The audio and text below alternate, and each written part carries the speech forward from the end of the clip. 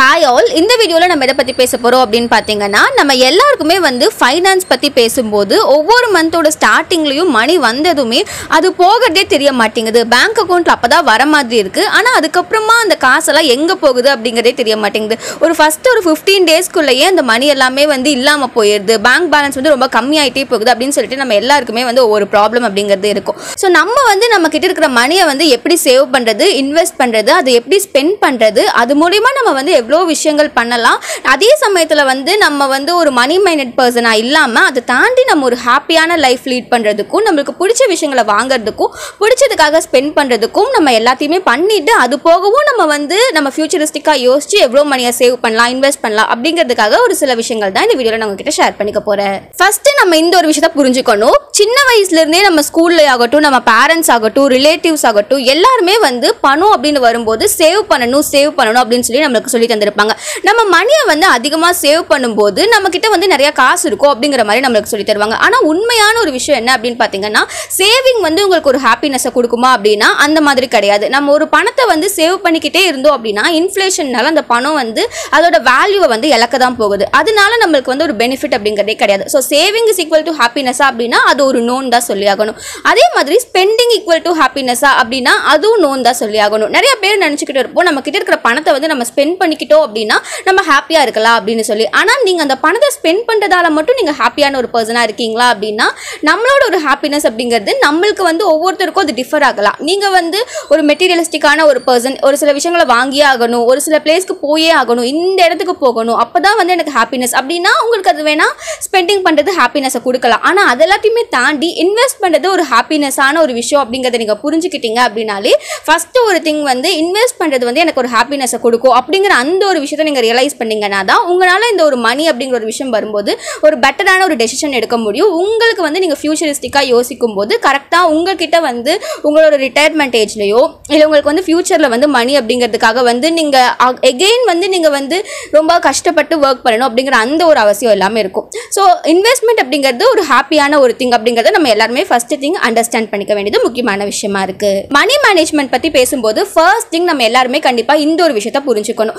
நம்ம எல்லாருமே ஒவ்வொரு மந்தோட ஸ்டார்டிங்லையுமே நம்மளுக்கு சேலரி கிரெடிட் ஆனதுமே நம்ம பண்ணக்கூடிய ஒரு விஷயம் என்னவா இருக்கும் அப்படின்னு பார்த்தீங்கன்னா, எதுக்காக நம்ம ஸ்பெண்ட் பண்ணணும், நம்மளோட ரெண்ட் இவ்வளோ தந்தாகணும், அதுக்கப்புறம் இஎம்ஐ இவ்வளோ இருக்குது, லோன் இவ்வளோ இருக்குது, அந்த மாதிரி சொல்லி ஒவ்வொரு டைமுமே எனக்கு இந்த பொருள் வாங்கணும்னு சொல்லிட்டு நான் ஆசைப்பட்டுட்டு இருந்தேன் இவ்வளோ நாளாக, அதை நான் வாங்கிடுறேன் அப்படின்னு சொல்லி நம்ம ஒவ்வொரு டைமுமே ஒவ்வொரு திங்காக நம்ம எக்ஸ்பென்சஸ் என்ன அப்படின்னு சொல்லிட்டு ஒரு லிஸ்ட் போட்டு இதெல்லாம் பண்ணணும் அப்படின்னு சொல்லிட்டு நம்ம பண்ணிடுறோம். ஆனால் அது எல்லாத்துக்குமே முன்னாடி நம்ம பண்ண வேண்டிய ஃபர்ஸ்ட் இம்பார்ட்டண்ட்டான ஒரு திங் என்ன அப்படின்னு பார்த்தீங்கன்னா, நீங்கள் அந்த மணியை சேவ் பண்ணுறது அப்படிங்கிறத நீங்கள் ஃபஸ்ட்டு புரிஞ்சுக்கணும். நம்மளோட ஒரு ஃபர்ஸ்ட் எக்ஸ்பென்ஸே நம்மளோட ஒரு சேவிங்காக தான் இருக்கணும். அந்த மாதிரி நீங்கள் ஃபஸ்ட்டு என்னோட சேலரி இவ்வளோ வந்தது அப்படின்னா இதுலேருந்து ஒரு 50% ஆஃப் தி மணியை நான் சேவ் பண்ணுவேன், இல்லை ஒரு 40% ஆஃப் தி மணியை நான் சேவ் பண்ணுவேன் அப்படின்னு சொல்லி நீங்கள் ஒரு டெசிஷன் எடுத்துட்டீங்கன்னா அந்த ஒரு அமௌண்ட்டை நீங்கள் சேவ் பண்ணதுக்கு அப்புறமா பேலன்ஸ் இருக்கிறது நீங்கள் எப்படி எக்ஸ்பென்ஸாக நீங்கள் உங்களுக்கு எவ்வளோ செலவுகள் இருந்தாலுமே பேலன்ஸ் இருக்கிற அமௌண்ட்டில் எப்படி அதை நீங்கள் பண்ணலாம் அப்படிங்கிறத பற்றி நீங்கள் யோசிக்க ஆரம்பிக்கணும். ஸோ இதான் ஃபர்ஸ்ட் திங். நீங்கள் கரெக்டாக மணியை மேனேஜ் பண்ணணும் அப்படின்னா உங்களோட ஒரு ஃபஸ்ட்டு ஒரு ஸ்பெண்டிங்கே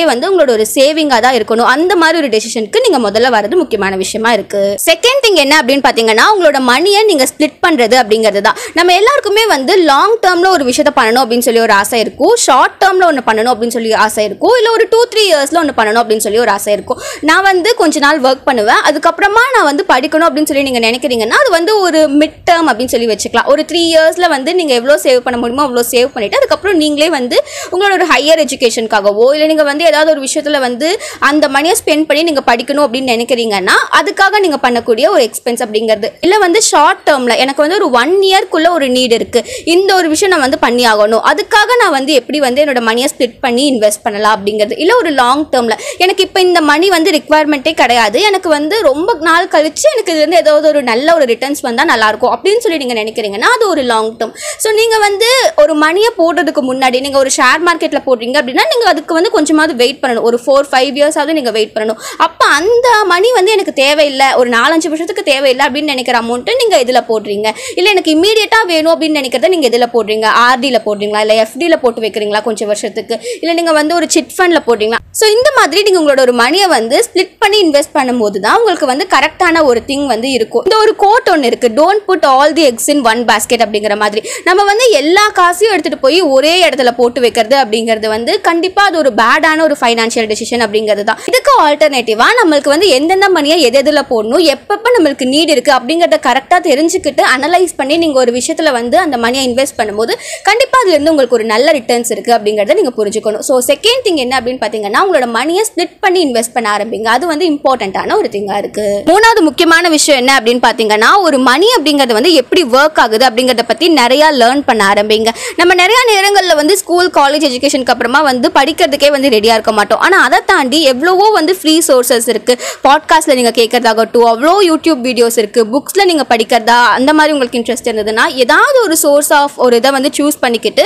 அந்த ஒரு சோர்ஸ்லேருந்து எவ்வளோ விஷயங்கள் நீங்கள் கற்றுக்க முடியுமோ அந்த திங்கை வந்து கற்றுக்கோங்க. மணி எப்படி ஒர்க் ஆகுது, எதில் போட்டால் எவ்வளோ ரிட்டர்ன்ஸ் கிடைக்கும், அந்த மாதிரி சொல்லி நிறைய விஷயங்களை நீங்கள் லேர்ன் பண்ணிக்கும் போது கண்டிப்பாக உங்களால் பெட்டராக வந்து அதில் ஒரு டெசிஷனை எடுக்க முடியும். And at the same time நீங்கள் இருக்கிற ஒரு ஃபீல்டில் எப்படி உங்களை நீங்கள் அப்ஸ்கில் பண்ணிக்கலாம், எந்த மாதிரியான விஷயங்கள் எல்லாம் தெரிஞ்சு வச்சுக்கிட்டு நான் அதுலேருந்து இன்னும் க்ரோ ஆகி போகலாம் அப்படிங்கிறத பற்றி நீங்கள் யோசிக்க ஆரம்பிக்கணும். ஏன்னா நீங்கள் அதே ஒரு பொசிஷனில் இருந்தீங்க அப்படின்னா உங்களுக்கு கண்டிப்பாக அதே சேலரியிலேருந்து கொஞ்சம் அவ்வளோ இன்க்ரிமெண்ட் இல்லை அப்படிங்கும்போது கண்டிப்பாக நீங்கள் வந்து அதே மணியை சேவ் பண்ணிட்டு இருப்பீங்க. அதே மணியை நீங்கள் சேவ் பண்ணிக்கிட்டு இருக்கும்போது உங்களுக்கு வந்து ஃபைனான்ஷியலி நீங்கள் வந்து அதே ஒரு ஸ்டேஜில் இருக்கிற மாதிரி தான் இருக்கும். நீங்கள் என்ன தான் வந்து பெட்டராக இன்வெஸ்ட் பண்ணாலுமே அதை தாண்டி உங்களுக்கு இன்கம் அதிகமாகும் போது தான் உங்களுக்கு வந்து நிறையா இடத்துல வந்து இன்வெஸ்ட் பண்ணுறதுக்கு இல்லை வந்து எந்த மாதிரி நம்ம வந்து வேறு வேறு ஒரு இதில் வந்து இன்வெஸ்ட் பண்ணலாம் அப்படிங்கிறத பற்றின ஒரு பெட்டர் ஐடியாவே உங்களுக்கு வந்து கிடைக்கும். அதுக்கு வந்து ஃபர்ஸ்ட் திங் வந்து உங்களுக்கு மணி அப்படிங்கிறது கையில் இருக்கணும். இது எல்லாத்துக்குமே வந்து இம்பார்ட்டண்ட்டான திங்காக இருக்கிறது உங்களை நீங்கள் அப்ஸ்கில் பண்ணிக்கிறது, உங்களுக்கு வந்து நீங்கள் அந்த ஒரு கண்டினியூஸ் லேர்னிங் அப்படிங்கிறது வந்து உங்களுக்கு நீங்கள் கொடுத்துக்கிட்டே இருக்கிறது அப்படிங்கிறதும் வந்து முக்கியமான விஷயமா இருக்கு. நாலாவது விஷயம், நிறைய பேர் இந்த ஒரு தப்பை பண்ணிக்கிட்டு இருப்பாங்க. அசால்ட்டா வந்து இஎம்ஐ கட்டிட்டு இருக்கிறது இல்லை வந்து ஒரு கடனில் இருக்கிறது அந்த மாதிரி இருக்காதீங்க. முடிஞ்ச அளவுக்கு எந்த ஒரு விஷயத்தை நீங்கள் வாங்கினாலும் சரி, ஒரு ஃபோன் நீங்கள் வாங்கினாலும் சரி, இல்லை ஒரு பைக்காக நீங்கள் வந்து அந்த ஒரு மணியை ஸ்பெண்ட் பண்ணுறதா இருந்தாலுமே சரி, ஒரு ஃபுல் அமௌண்ட் கொடுத்து வாங்க பாருங்க. நிறையா நேரங்களில் வந்து நிறையா பேர் இஎம்ஐ கொடுத்துட்டு மந்த்லி இஎம்ஐ கொடுத்துக்கிட்டு இருப்பாங்க. அவங்க சேலரி வந்ததுமே வந்து எகெயின் அது இஎம்ஐயாக கொடுத்துட்டு இருக்கும்போது எந்த ஒரு இதுவுமே இருக்காது.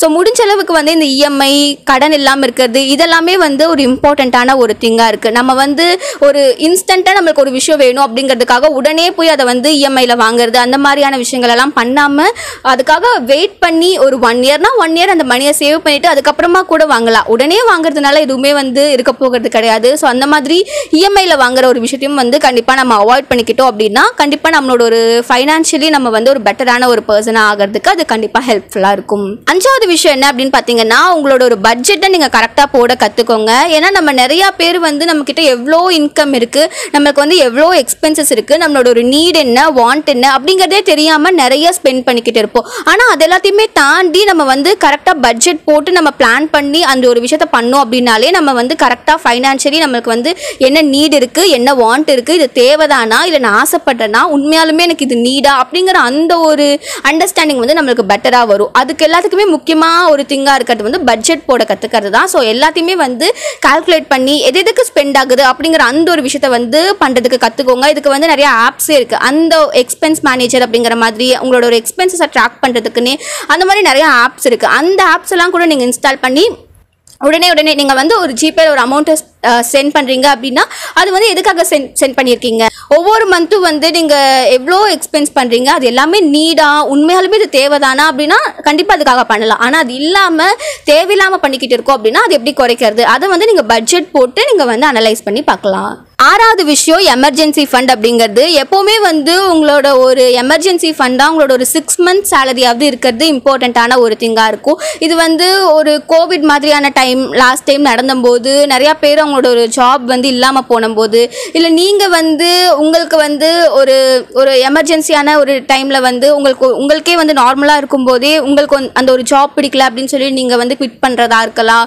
இல்லை உங்களுக்கு அந்த ஒரு ஜாப் போயிடுச்சு அப்படின்னாலும் அந்த மாதிரியான ஒரு டைமில் வந்து நீங்கள் கஷ்டப்படாமல் ஒரு 3 to 6 months ஆகுது நீங்கள் ரிலாக்ஸ்டாக இருந்துட்டு நெக்ஸ்ட் என்ன பண்ணலாம் அப்படிங்கிறத யோசிக்கிறதுக்கு அந்த ஒரு டைம் இருந்தாலுமே கையில் மணி இல்லை அப்படிங்கும்போது எகெயின் போய் ஏதோ ஒரு ஜாபில் வந்து நீங்கள் உட்காரதுக்கு பதிலாக உங்களுக்கு பிடிச்ச ஒரு விஷயத்த பண்ணுறது பண்றதுக்கு கொஞ்சம் டைம் வேணும், அதை நான் யோசிக்கணும் அப்படின்னு நீங்க நினைக்கிறீங்கன்னா எமர்ஜென்சி ஃபண்டா அட்லீஸ்ட் ஒரு 3 months சேலரியாவது உங்களோட ஒரு பேங்க் அக்கௌண்ட்ல இருந்தது அப்படின்னா அது வந்து பெட்டரா இருக்கும். உங்களுக்கு வந்து அந்த மாதிரி நீங்க ஒரு கஷ்டமான ஸ்டேஜ்ல இருக்கும்போது அந்த ஒரு பணம் அப்படிங்கிறது வந்து உங்களுக்கு கண்டிப்பா ஹெல்ப்ஃபுல்லா இருக்கும். லாஸ்ட் திங் என்ன அப்படின்னு பாத்தீங்கன்னா, நம்ம கண்டிப்பா மணி அப்படிங்கிற ஒரு விஷயத்தை பத்தி பேசும்போது த பவர் ஆஃப் காம்பவுண்டிங் அப்படிங்கிற அந்த ஒரு விஷயத்தையுமே வந்து நம்ம புரிஞ்சுக்கணும்.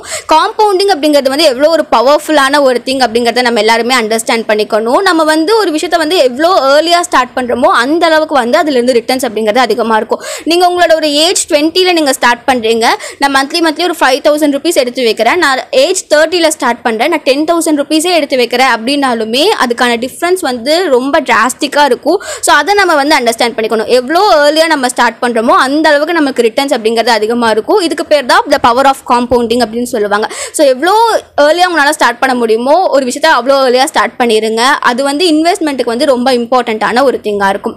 ஸோ நான் இப்போ சொன்ன இந்த ஒரு திங்ஸ் வந்து நீங்கள் கொஞ்சம் கொஞ்சமாக ஃபாலோ பண்ண ஆரம்பிச்சிங்க அப்படின்னாலே நீங்கள் வந்து பெட்டராக உங்களோட ஒரு மணியை மேனேஜ் பண்ண முடியும். இந்த வீடியோ உங்களுக்கு பிடிச்சிருந்தது அப்படின்னா லைக் பண்ணுங்கள். அண்ட் உங்கள் ஃப்ரெண்ட்ஸ் யாருக்காவது ஃபைனான்ஸ் ரிலேட்டடாக நிறைய விஷயங்கள் தெரிஞ்சுக்க பிடிக்கும் அப்படின்னா அவங்களுக்கு மறக்காம இந்த வீடியோவை ஷேர் பண்ணி விடுங்க. அண்ட் இதை தாண்டி எந்த மாதிரியான விஷயங்கள் எல்லாம் நம்ம கண்டிப்பாக மணி மேனேஜ் பண்ணும்போது வந்து இம்ப்ளிமெண்ட் பண்ணால் பெட்டராக இருக்கும் அப்படின்னு சொல்லி நீங்கள் ஏதாவது நினைக்கிறீங்கன்னா அதை கமெண்ட்டில் சொல்லுங்கள். அண்ட் இது வரைக்கும் நீங்கள் நம்ம சேனலுக்கு சப்ஸ்கிரைப் பண்ணலன்னா மறக்காமல் சப்ஸ்கிரைப் பண்ணிக்கோங்க. இதே மாதிரி வேறொரு வீடியோவில் பார்க்கலாம்.